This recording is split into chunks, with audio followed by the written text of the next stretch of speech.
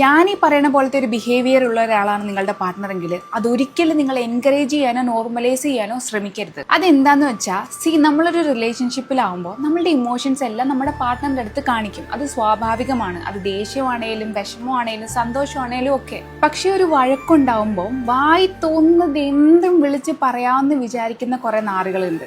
അതുവരെ കുഴപ്പമില്ലാത്ത നിങ്ങളുടെ പാസ്റ്റിനെ കുത്തിപ്പൊക്കിക്കൊണ്ടുവരിക, നിങ്ങളുടെ ഇൻസെക്യൂരിറ്റീസിനെ കുത്തി പറയുക, നിങ്ങളുടെ പാരൻസിനെ കുറിച്ച് മോശമായിട്ട് പറയുക, നിങ്ങളെ സ്ലട്ട് ഷെയ്മിങ് ചെയ്യുക, നിങ്ങളെക്കുറിച്ച് എത്രത്തോളം മോശമായിട്ട് പറയാവോ അത്രയും മോശമായിട്ട് പറയുക. ആൻഡ് ഈ കണ്ട തോന്നിവാസം ഒക്കെ പറഞ്ഞു കഴിഞ്ഞ് ഇതിനെ നോർമലൈസ് ചെയ്യുന്ന ഒരു രീതി ഉണ്ട് ഇവർക്ക്. ഞാൻ അപ്പോഴത്തെ ഒരു ദേഷ്യത്തിന് പറഞ്ഞു പോയതാ, എനിക്ക് നിന്നോടുള്ള സ്നേഹം കൊണ്ടാ, നീ അല്ലാതെ എന്നെ ആര് മനസ്സിലാക്കാനാ. ആൻഡ് ഇതൊക്കെ കേട്ടിട്ടും ഒരക്ഷരം പോലും മിണ്ടാതെ എല്ലാം അഡ്ജസ്റ്റ് ചെയ്ത് ഓക്കെ ഇതൊക്കെ അവരുടെ സ്നേഹം കൊണ്ടാണല്ലോ എന്ന് വിശ്വസിച്ചിരിക്കുന്നവരോട് എനിക്ക് ഒന്നേ ചോദിക്കാനുള്ളൂ, നിങ്ങൾക്കൊന്നും ഒരു ബോധമില്ലേ? സ്വന്തമായിട്ടൊരു വാല്യൂ ഇല്ലേ?